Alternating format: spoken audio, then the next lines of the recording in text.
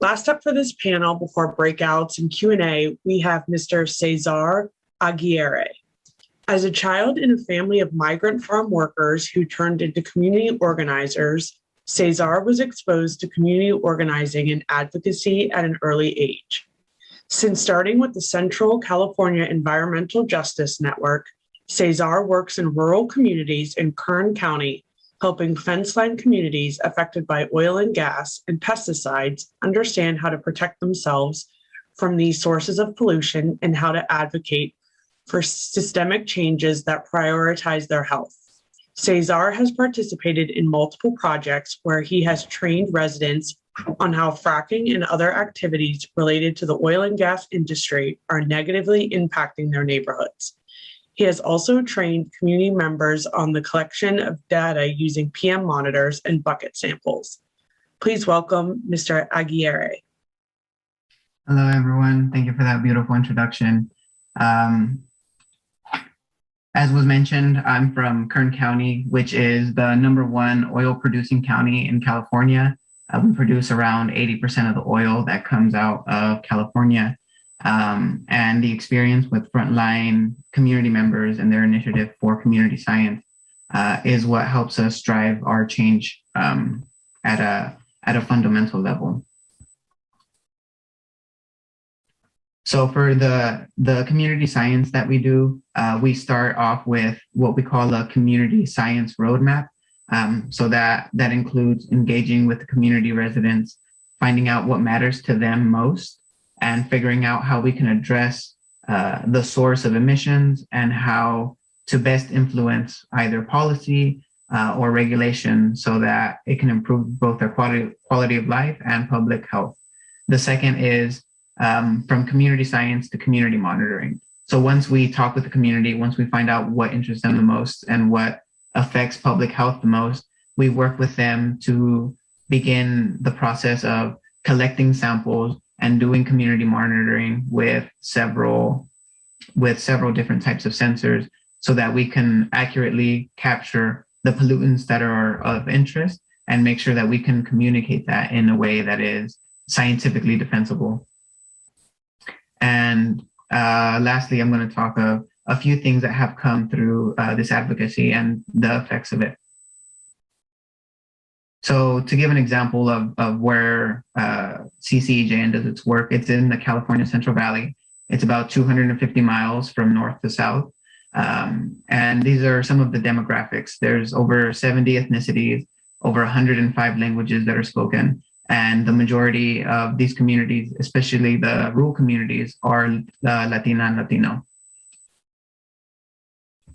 And one way that I can introduce and lay out the effects of lack of oversight specifically and lack of effective enforcement in California leads to situations like this. This is a picture from a headline from an oil spill known as the Cimric oil spill. This oil spill happened in 2019, and an initial investigation got them a fine of $2.7 million for having been leaking for over 1 month. And an investigation that came from that investigation found out that that leak of pure oil that's known as a surface expression, where literally brine and oil is bubbling out of the surface and going downriver, as you see in this picture, was happening since 2003. And instead of reporting it, the industry built a concrete pool in 2012, many years after this spill happened, in order to catch this oil and be able to use it for their own benefit.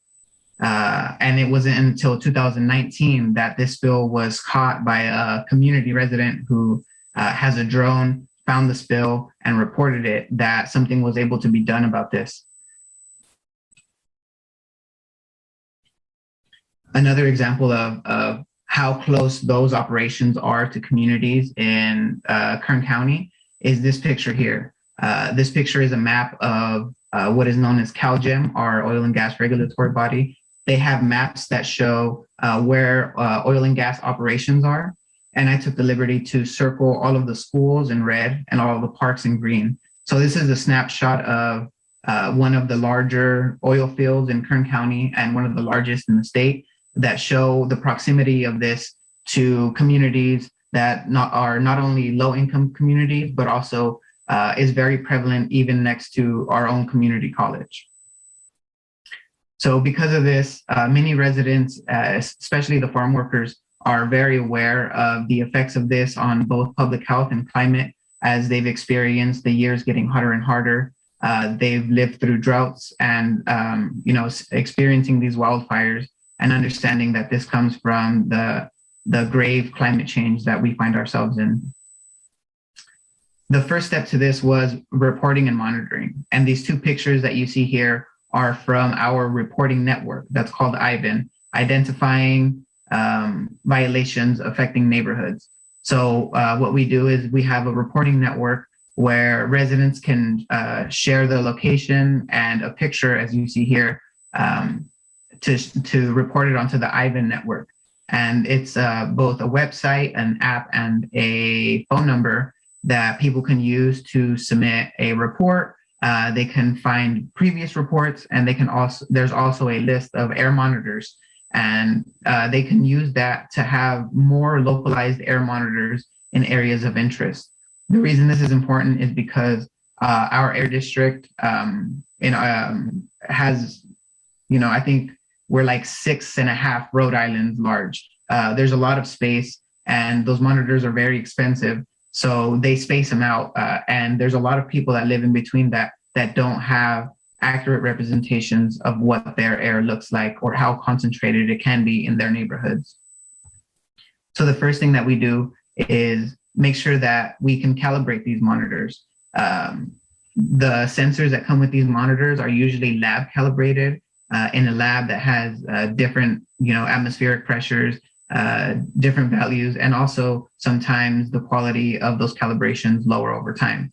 So what we do is we place our sensors with the air monitors that are, multi-million-dollar monitors from the California Air District, and make sure that our readings are comparable to theirs, so that we can make sure that the quality of our low-cost sensors can be upheld when residents are using them to justify, the conditions that they have living close to an emitter or living even close to agricultural fields that produce a lot of dust and cause pesticide drift.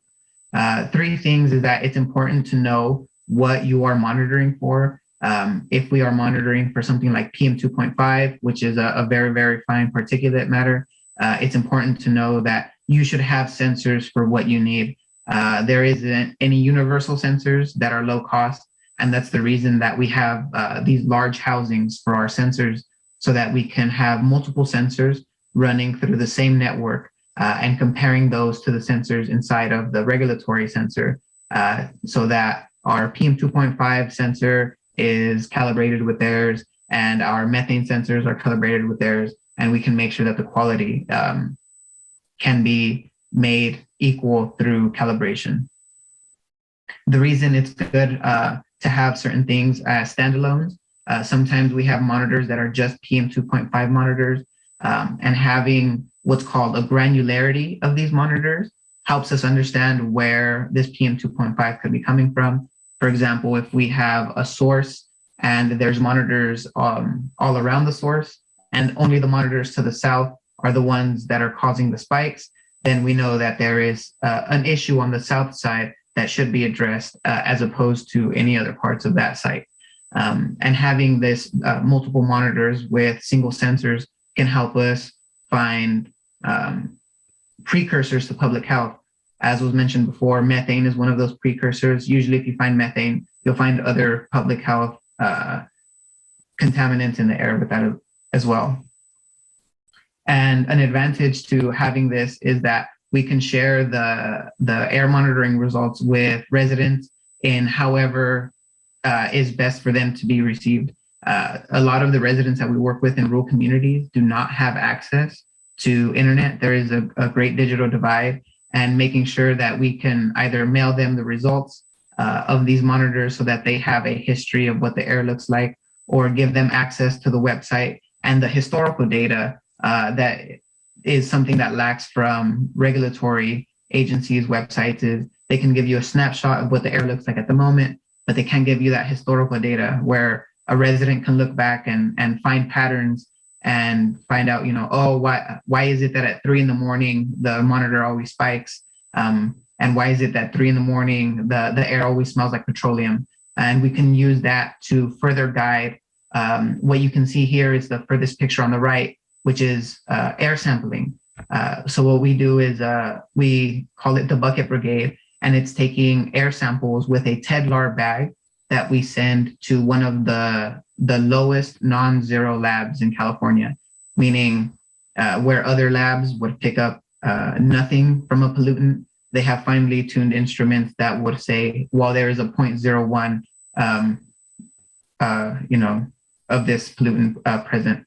And we make sure that the quality of the data, the quality of the samples is up to the standards of the EPA, and that we use the same labs that they do, so that when we present this data, that it can't be dismissed, and they can't say that it is a data that is collected in a way that isn't acceptable.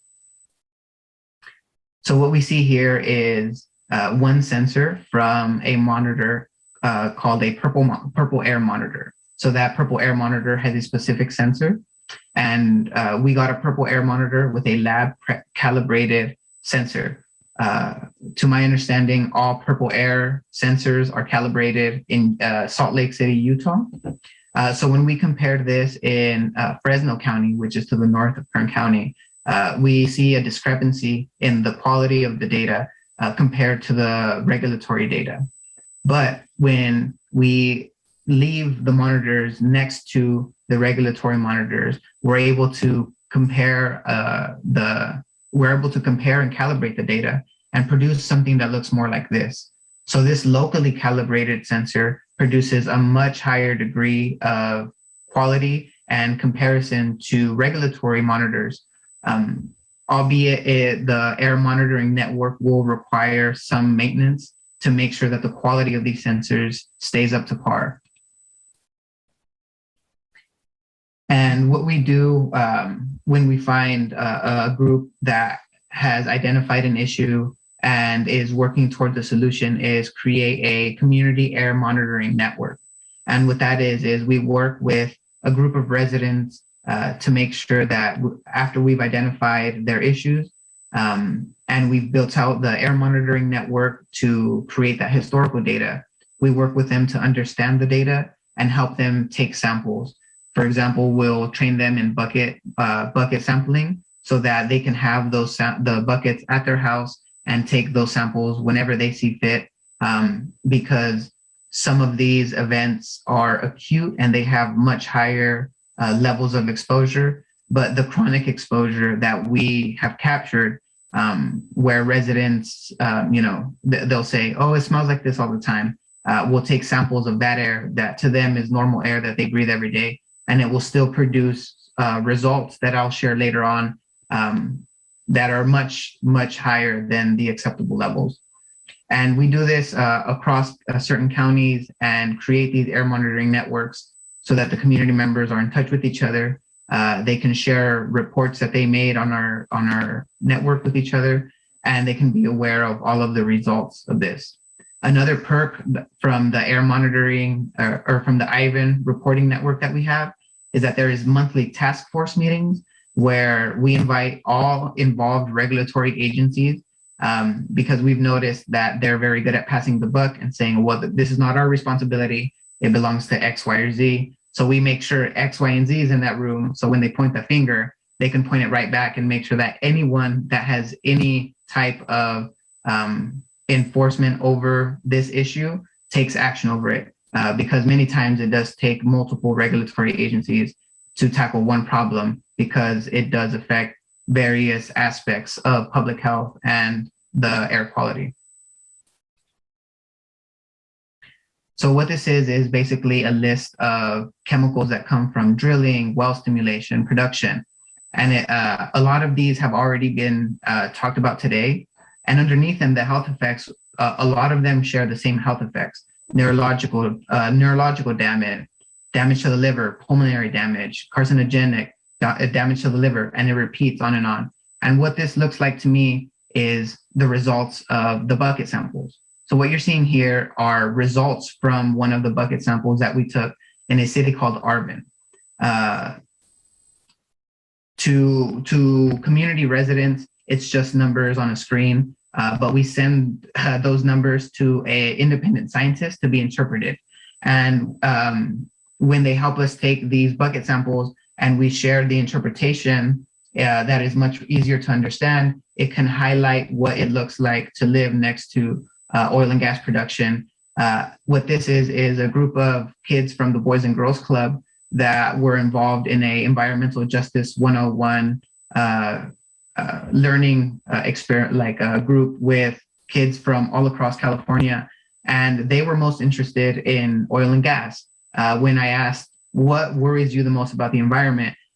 They mentioned a oil refinery that they had to walk past or drive past every day to school that always smelled like petroleum, and it was a very strong smell.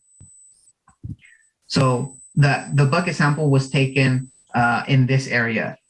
This green circle is Arvin High School. This other green circle is Grimway Academy. This high school is responsible for this entire community, which is about 20,000, and also another small rural community that's about 15,000 people. And all high school age kids come to this one school. And this middle school is right in front of this oil site, and the high school is right in front of this oil site. And the reason this one in particular in front of the high school is important is because this oil site in 2014 caused an evacuation of 8 families for 9 months due to a gas leak. And the reason that we were aware of that gas leak was because we took a bucket sample in the house, and when it was interpreted for us, it found potentially explosive levels of gas that were coming out of the power socket, the plugins. So when we found that out, we immediately went to them, let them know, called the authorities. That took them over a week to do what was called a voluntary evacuation, so as to not make the oil and gas company look bad from this area. That was in 2014, and that led to an investigation and interest from a lot of people. This is a FLIR, forward-looking infrared camera image of the tank that we were just looking at, having one of their thief hatches open and venting out all of what was inside of this tank. This had no regulatory oversight, and there was no local air district rules that applied to this site. The reason being it was considered a small producer. So that means that because it's considered a small producer, even though it can be an LLC of a larger company, it doesn't have to adhere to any of the air mitigation efforts from our local air district. And that makes it more difficult for the state to come in and enact any regulatory enforcement on it from a state level. So what this caused was for AB 1420 to pass. The reason that this is important is because AB 1420 helped us map pipes that were less than 3 inches in diameter. Previously, anything laid below 3 inches of diameter, any pipe that was laid, did not have to be mapped, did not have to be recorded, and the location of it did not have to be shared with any county or statewide official. AB 1420 was a result of advocacy that was enforced and empowered by community science through a air monitoring network that we had in the location and multiple bucket samples that showed consistently chronic unsafe levels of chemicals. So this was some more FLIR footage, and this was the assembly member that helped us pass this bill. And this is an excerpt from the sample interpretation. And I'll just read this out loud from our independent scientist, Mark. In my opinion, if the level of VOCs in the samples reflect generally prevailing conditions, then they represent exposure of residents to levels of benzene that pose an unacceptable risk of cancer and decreased peripheral blood counts. The source of such unsafe levels of benzene is most likely a leak of methane and natural gas liquids from an oil and gas storage facility approximately 150 feet to the southeast of the residential area. So what we're looking at is, if I can go a few slides back, we're looking at the map. Sorry, I was going forward.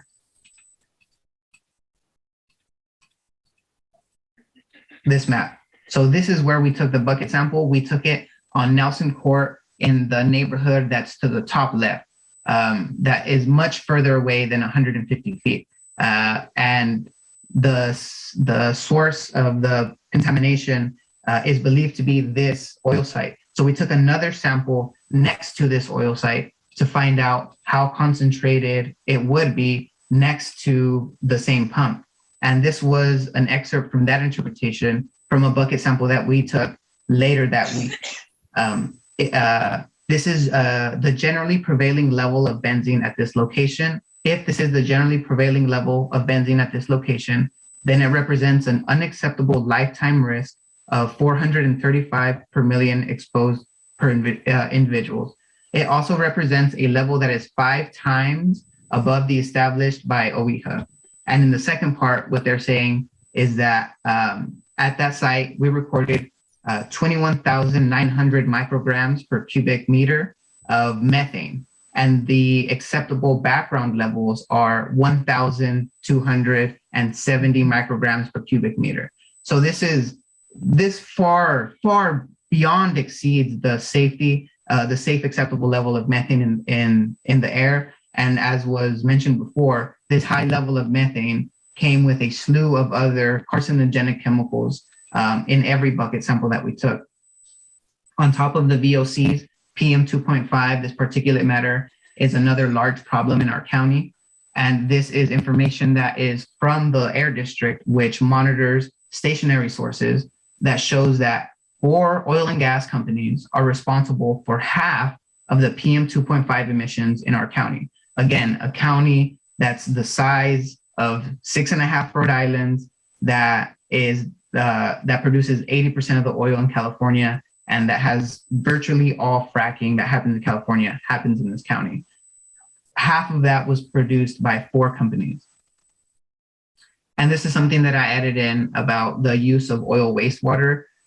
There was a study done at the White Wolf fault line here in Kern County that showed that the injection of oil wastewater caused a string of earthquakes. And here in California, we're famous for always being scared of the next big one.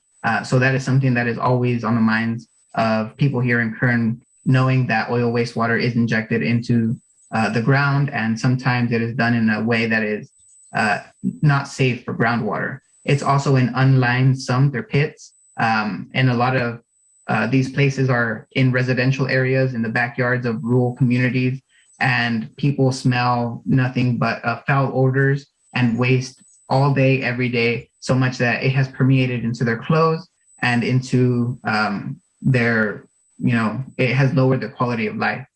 And one thing that I heard earlier was that they're using brine to make sure that the streets don't freeze in Pennsylvania. But down here in California, we use oil wastewater to irrigate our crops and water our livestock. This was something that happened due to desperation that California had during a drought in 2015, and has continued to be a practice of the oil industry getting rid of their oil wastewater, which is expensive to do and hard to do. They found an easy way out by giving it to farmers to irrigate crops and water their livestock. Thank you very much.